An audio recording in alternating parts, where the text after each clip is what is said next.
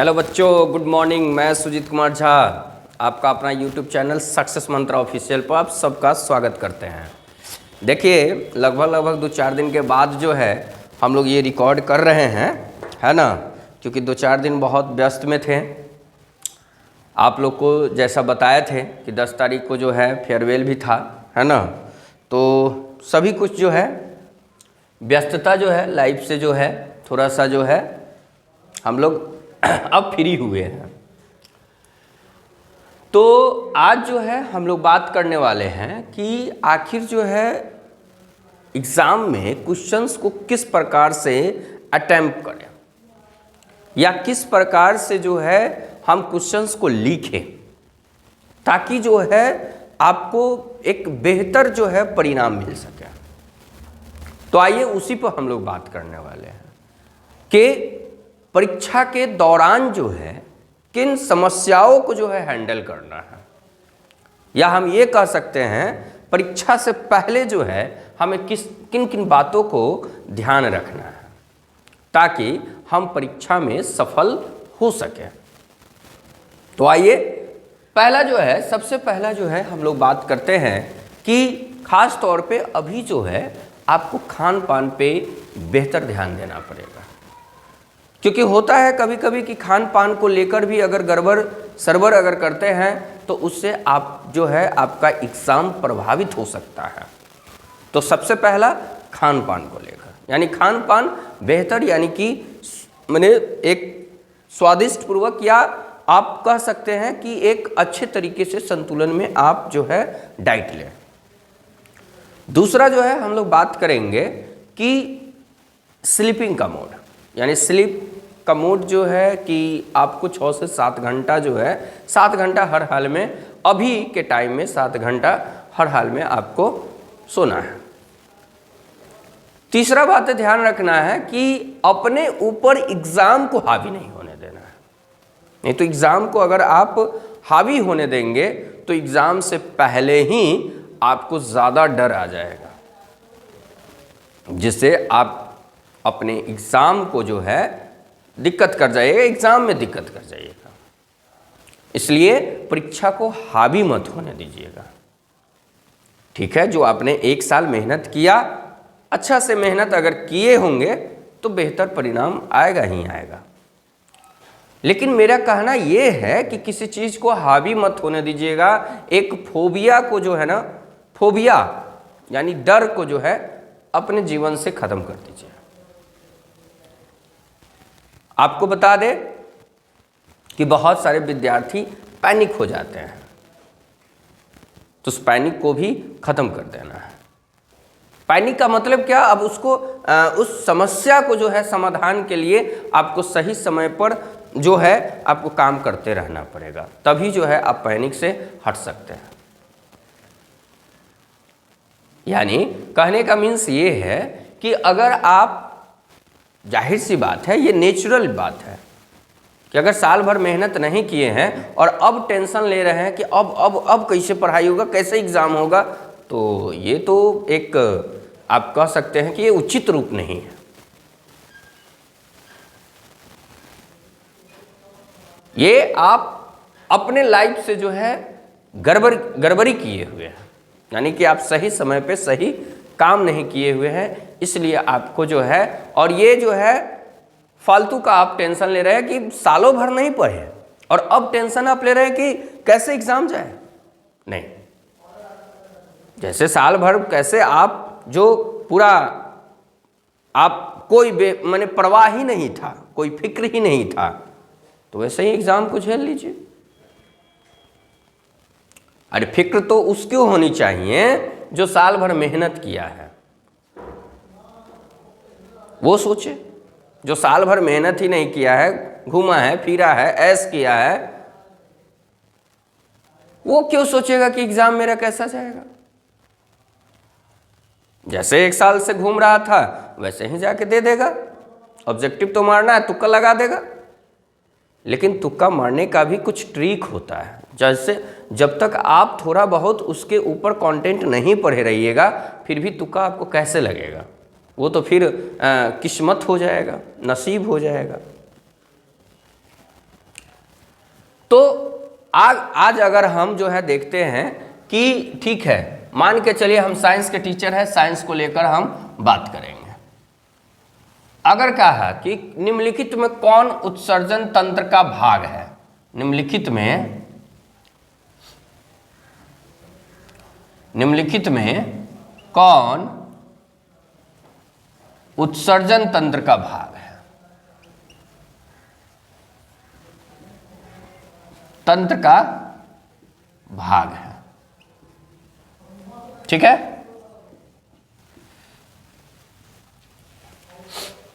अब मान के चलिए कि आपको हम ऑप्शन दे रहे हैं फेफड़ा, ऑप्शन बी दे रहे हैं आपको आंख, ऑप्शन सी दे रहे हैं आपको हृदय, और ऑप्शन डी दे रहे हैं वृक्क या किडनी, जो भी है। हम इसी पे बात करते हैं। आपको जब पता ही नहीं है कि उत्सर्जन क्या है या उत्सर्जन तंत्र क्या है, तो आप उसके पाठ के बारे में कैसे जानिएगा? हमें यह बताइए। आप जब पढ़े ही नहीं हैं कि उत्सर्जन तंत्र होता क्या है, तो आप उसके भाग के बारे में कैसे जानेंगे? आपको जब पता ही नहीं है कि उत्सर्जन किसे कहते हैं, उत्सर्जन क्या है, उत्सर्जन से आप क्या तात्पर्य है, आप ये जानते ही नहीं हैं कि उत्सर्जन के माध्यम से होता क्या, उत्सर्जन एक क्या प्रक्रिया है।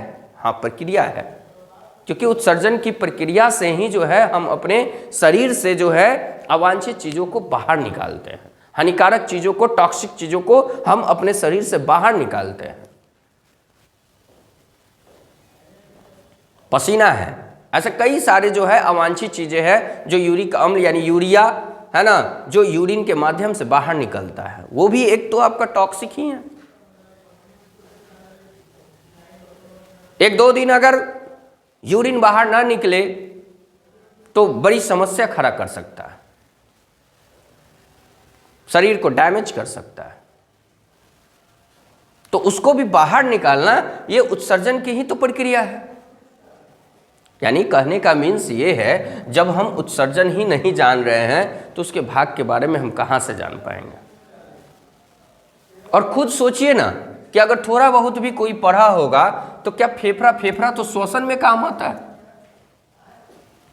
आंख क्या उत्सर्जन होगा, क्या हृदय उत्सर्जन होगा? हृदय तो परिवहन तंत्र में काम आएगा, ये श्वसन तंत्र में काम आएगा।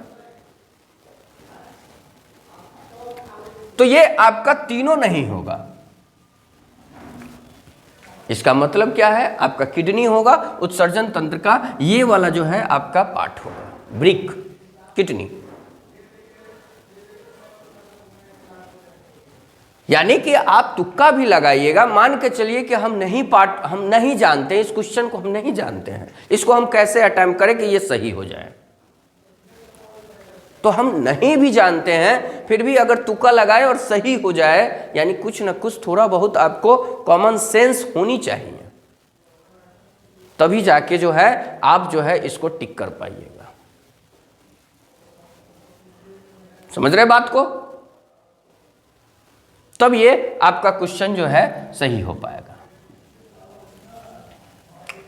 आपको बता दे कि इससे पहले भी कुछ वीडियो बनाए थे कि जो हर हाल में टकराने का जो है, माने आपको टकराएगा ही टकराएगा, यानी टैली करेगा।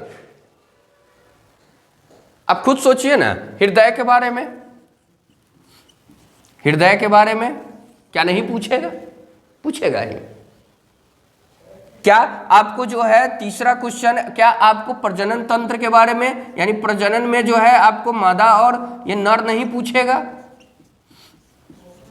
मादा और नर को देखकर जाइएगा।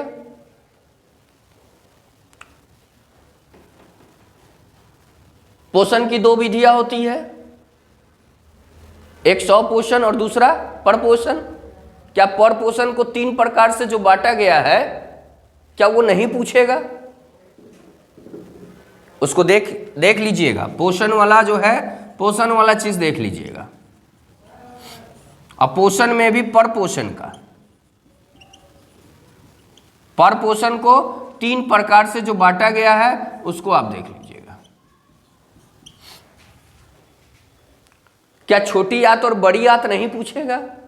पूछेगा ही, छोटी आंत और बड़ी आंत भी पूछेगा, छोटी और बड़ी आंत।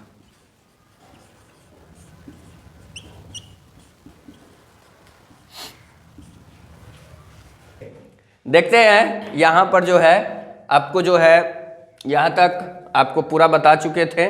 यहां पर आपको जो है फेफड़ा को लेकर जो है श्वसन तंत्र के बारे में जो है आपसे क्वेश्चन पूछता है और उसका फिगर भी एक बार जो है ना आप बना के देख लीजिएगा। और इसके बाद जो है ना ब्रिकाणु, जिसको हम लोग क्या बोलते हैं, नेफ्रॉन बोलते हैं, ठीक है। तो इसके बारे में जो है आप एक पेज कम से कम 1 से 1.5 पेज जो है ब्रिकाणु के बारे में, या इसको हम लोग ब्रिक नलिका भी बोलते हैं, या हम लोग इसको बोलते हैं नेफ्रॉन बोलते हैं। एक यहाँ पर एक चीज़ छूटा हुआ है न्यूरॉन वाला, है ना। न्यूरॉन भी जो है ना एक बार देख लीजिएगा, न्यूरॉन से संबंधित, है ना। तो न्यूरॉन एक बार, ठीक है। डार्विन के बारे में, तो इसको जो है ये आपका जो है ना पूरा बायो का था इंपॉर्टेंट चीज़। फिजिक्स के बारे में हमने आपको बताया कि जनरेटर हो गया, मोटर हो गया, प्रावर्तन अपवर्तन हो गया, आँख का हो गया, स्नेल का नियम हो गया, ओम का नियम भी पूछता है आपसे, है ना। ओम्स लॉ, ओम्स लॉ जो है आपसे पूछेगा। तो ओम्स लॉ भी जो है देख लीजिएगा कि ओम्स लॉ क्या कहता है। 5 नंबर, कभी 2 नंबर में, तो 2 नंबर में पूछेगा तो केवल इसका डिफिनेशन दे दीजिएगा। अगर यही 5 नंबर में पूछेगा तो आपको फिगर उगर इस टाइप का फिगर आपको बनाना पड़ेगा ऐसे, ठीक है। फिर उसके बाद आपको कनेक्ट करना पड़ेगा, बॉल बुब ट्रांजिस्टर ये सब जो है ओम्स लॉ में जो है आपको कनेक्ट करना पड़ेगा। तो ये रहा आपको फिजिक्स के जितने भी सारी बातें हैं, जनरेटर, मोटर, प्रावर्तन अपवर्तन नियम, आँख, स्नेल का नियम, ओम्स लॉ, ये सभी इंपॉर्टेंट है। इसको एक नज़र देख कर ही जाइएगा। कल भी हम बात करेंगे आपको केमिस्ट्री के ऊपर में, और भी डिटेल्स इसके बारे में हम लोग बात करेंगे। ये तो एक्सटेम्परी हम आ गए हैं कि दिमाग में अचानक आया कि चलो बच्चों को थोड़ा सा जो है गाइड कर देते हैं कि अगर मान के चलिए तुक्का भी लगाए तो कैसे लगाए। इसके ऊपर थोड़ा सा दिमाग में आ गया है कि चलिए थोड़ा सा बता देते हैं। तो ये सडनली हम आ गए हैं। कल पूरे जो है हम लोग डिटेल्स के साथ जो है आएंगे और केमिस्ट्री में जो है पूरा इम्पॉर्टेंट जितने भी चीज़ें हैं उसके ऊपर हम बात करेंगे। अगर चैनल को सब्सक्राइब नहीं किए हैं तो चैनल को सब्सक्राइब कीजिए, शेयर भी कीजिए, क्योंकि आप ही लोग के कारण तो हम आते हैं ना। बड़ी बात यह है कि आपके कारण हम आते हैं, आपको फ्री में हम सेवा दे रहे हैं। तो कहीं ना कहीं कोई ना कोई जो है तो लाभ दे। आप शेयर ही कीजिए, सब्सक्राइब कीजिए, लाइक कीजिए, कमेंट कीजिए। आखिर मैं कैसा पढ़ा रहा हूं, नहीं पढ़ा रहा हूं, आप वहां कमेंट में करेंगे तब तो हम अपने आप में सुधार करेंगे। तो इस प्रकार से जो है आप स्नेह देते रहिए, शेयर करते रहिए और लाइक सब्सक्राइब करते रहिए।